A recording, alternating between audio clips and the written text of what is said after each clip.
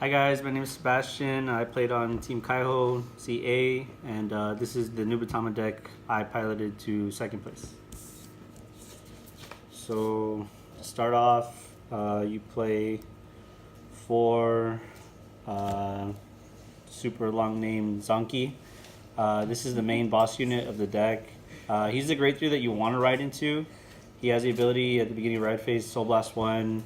You draw a card, and then you and your opponent both call a card to rearguard circle. It's best if you play this deck to let your opponent and yourself call them face down, so that way you and your opponent both call them face up at the same time, so that neither one of you can outplay what's going to happen.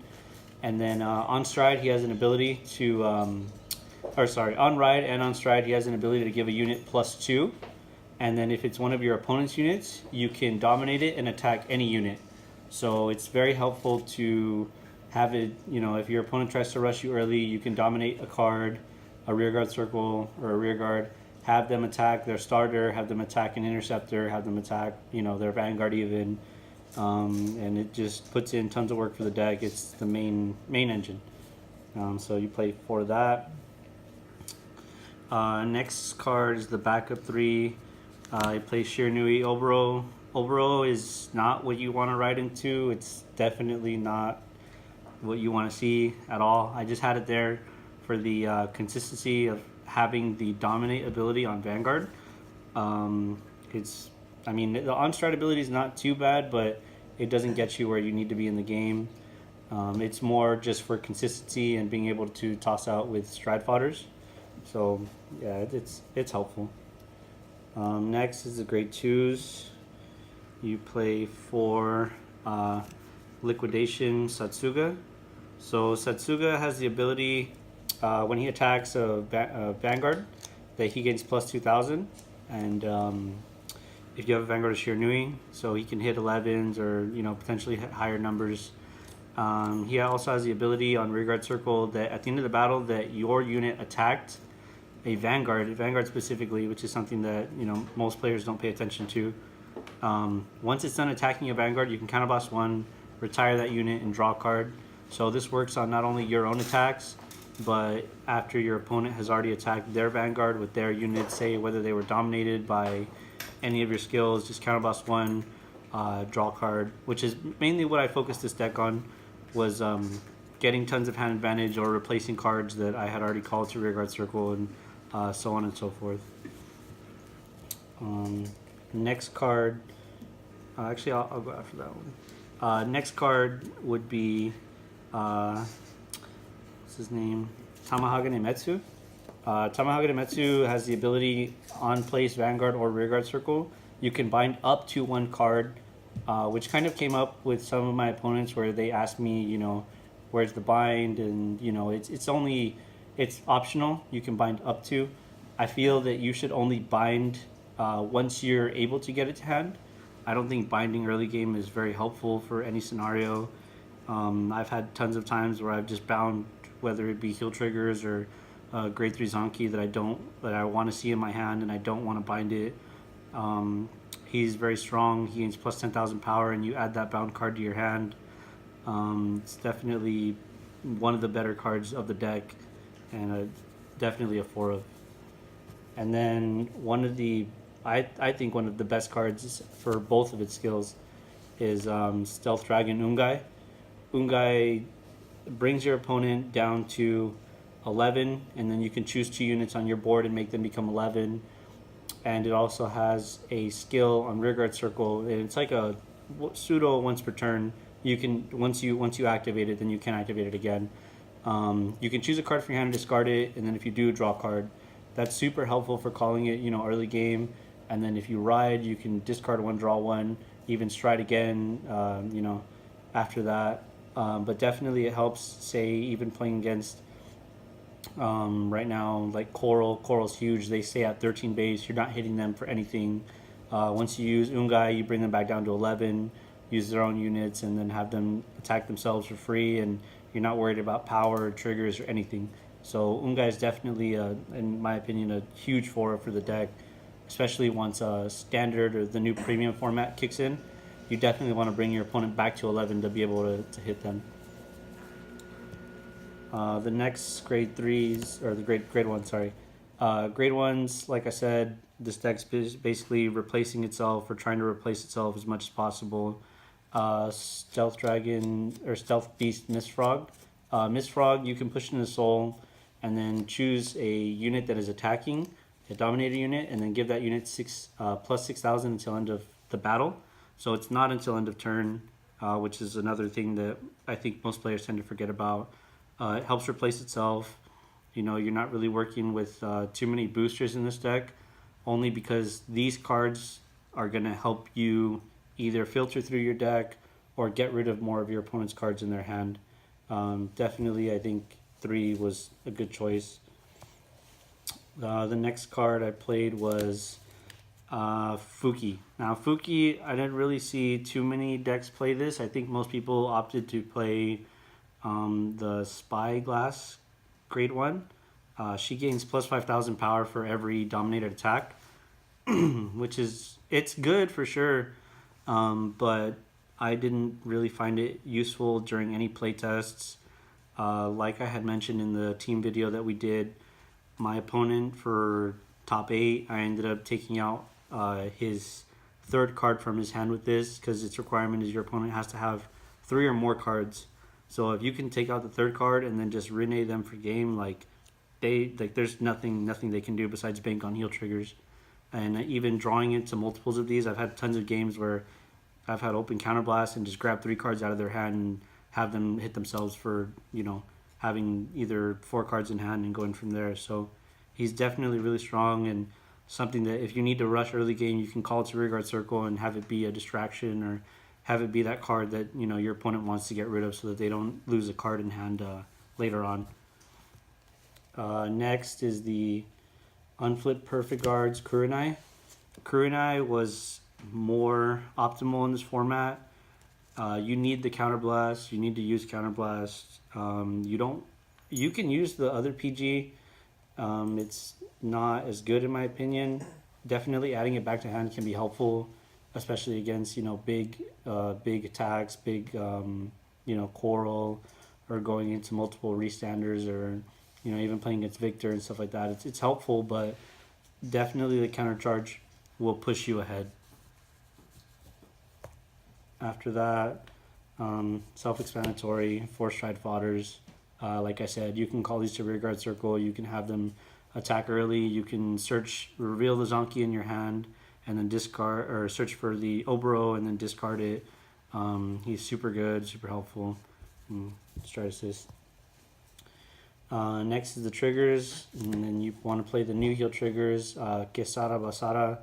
She's if you discard her for the G Guardian, you can bind heal in your drop zone in itself, and then countercharge or soul charge. Mainly used for countercharging, occasionally used for soul charging. Super helpful, makes the plays a lot easier on you. Next is 4 draw triggers. The good thing with this draw trigger is that you can either give your unit or your opponent's unit +3. So you can make certain plays happen either with Magen Tembu or anything else that might attack your opponent might attack with. So he's definitely helpful, and hitting draws on defense and offense is super helpful with this deck. Next is the 4 countercharge critical triggers. These things are, you know, pretty self-explanatory. You can push them to the soul, countercharge 1. It helps get rid of your hand a little bit to lower your hand for the next card I'm going to talk about, and it helps fill up your soul for either the RINNE or the ZANKI skill, so that you can soul blast and draw a card, and it's super helpful. The last trigger that I have is ONIBIDOUSHI. This is the stand trigger.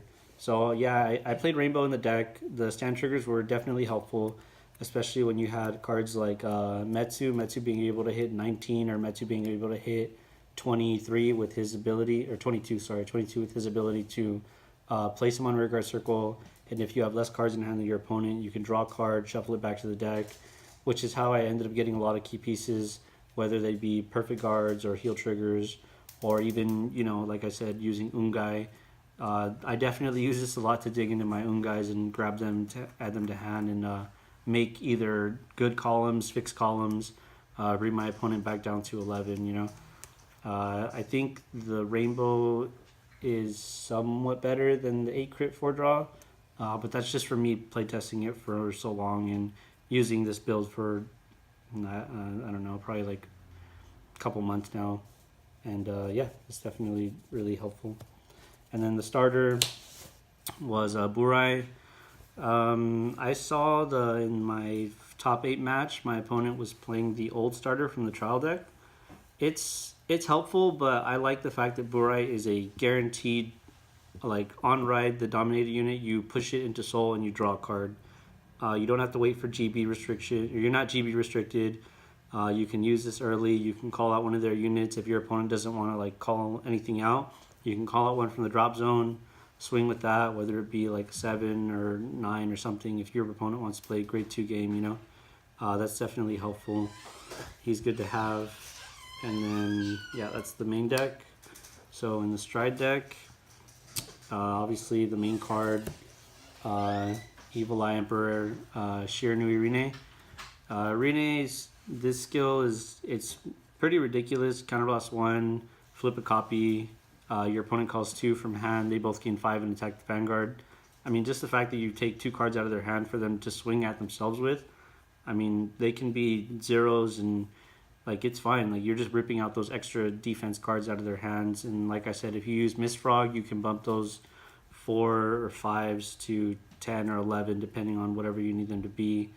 It doesn't work against Lord cards, which I've only had to come into like once or twice, but it's definitely super helpful, especially for its GB3 skill, which is continuous. So on stride, if you stride him on GB3, whatever you dominate with ZANKI skill will get plus 10,000, so it'll be a plus 12,000 and 2 crit, which is normally what you're going to have your opponent on anyway.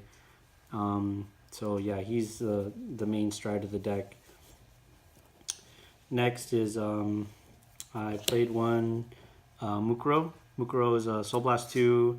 You discard a card, you dominate your opponent's Vanguard, and they swing at their whole board and they can't defend, so it's fine. You just +2 and then wipe their board, which is it's helpful against certain matches. Definitely the Bermuda match, if your opponent leaves a lot of their cards out, you just wipe whatever Spicas or, you know, Crooks or anything like that that you need to get rid of.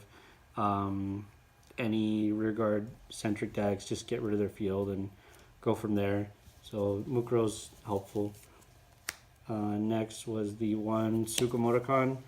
TSUKUMORAKAN, I never went into it when I was during the tournament.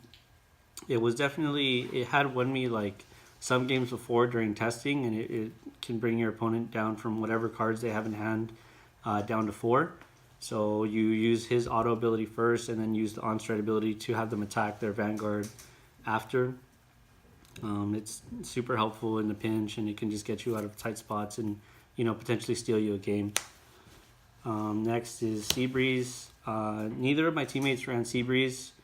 I thought it worked best for them, and I thought SEBREEZE worked best for me. SEBREEZE is super helpful in certain times, or it's a just flip target for most things. And if your opponent wants to play a grade 2 game, especially against something like this, it's not good for them because you just SEBREEZE them and you get tons of advantage off of using this. We'll go into Magen Tenbu. Magen Tenbu is something I didn't really see a lot of players play recently. It's definitely helpful in the Bermuda match. It's definitely helpful in, say, rearguard centric matches where your opponent needs to have pieces out on the field and they don't want to use their hand. You can just target one of their units that you know you're going to get rid of, have them swing into something else, and then retire that unit. And then if you want to deny them of anything else, you can just swing out more rear guards and go from there. Definitely helps me against my Anj matches and a lot of Bermuda matches. And I think he's still helpful just at the 2. And then this card, I didn't play it before this tournament. My teammate, he had mentioned to me that it might have been better for me just to have it there just as like a failsafe. I did use it once, and it came up, and The good thing was that if I would have either ridden my opponent or used Drachma, it would have been the same result. But I was really hyped to use Drachma in the case where I was able to and win the game off that. So that's the strides for that. And then G guards, one Zakishime. Zakishime is pretty standard. You flip a cop or flip anything in your G or a G guard, and then your opponent can choose to discard. If they don't, you get plus 20 shield. So just helps push up and has them discard an extra card. Two Kurekukans or something. These I use these back and forth. It's helpful when your opponent has a big hand and he gets really beefy. So if they have 3, then he gains 5. If they have 6 or more, I believe it gains an additional 10. So it's another plus 15 shield, so it's 30 shield total. Two of the dominate ones. These things help out a lot, especially against the Gear Chronicle matchup. They end up calling the grade 1. Forget its name. They use it to push into soul after. It's the Jeffrey clone. Just grab it, call it to Guardian Circle, rip it out of their hand, make sure they don't draw extra cards. And then you can use it, say, if your opponent isn't paying attention to their setup, like the Bermuda matches. Some of my opponents, they would just call grade 1s in the back row, and you could just dominate that and rip it out and turn off their Spica turns and just go to town after. It's super helpful. And then the one card that I ended up putting in after I put in Drachma was the extra G guard from Fighter's Collection. It says if your opponent has 6 or less cards in hand, then it gains the additional 5. And there were a lot of matches where my opponent would purposely discard or call most of their hand to rearguard circle for a full turn push. And a lot of those numbers would be hitting 26 plus, 26 to 30 around that area. And I found myself during playtesting in a lot of tight situations where I would have to discard the extra card from my hand just to guard it. And this really made a difference. So yeah, that's the deck, and I hope you guys enjoyed it, and good luck.